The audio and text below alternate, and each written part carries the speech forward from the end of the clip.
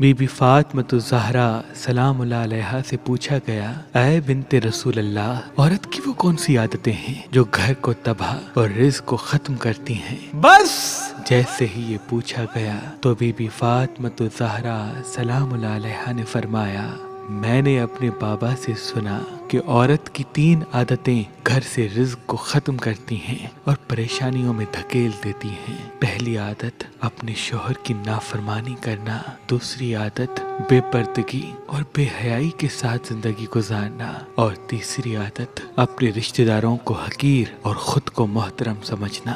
یاد رکھنا، جو عورت یہ 3 کام کرتی ہے تو اللہ کی لعنت اس پہ برستی ہے، اور یوں وہ گھر کے سکون کو ختم اور زندگی کو پریشانیوں میں دھکیل دیتی ہے۔ اے عورت، اگر سکون کی زندگی اور خوشحال رزق چاہتی ہو تو اپنے آپ کو ان 3 عادتوں سے دور رکھنا۔ اللہ تمہارے گھر پر مسلسل اپنی رحمت برساتا رہے گا، مسلسل اپنی رحمت برساتا رہے گا۔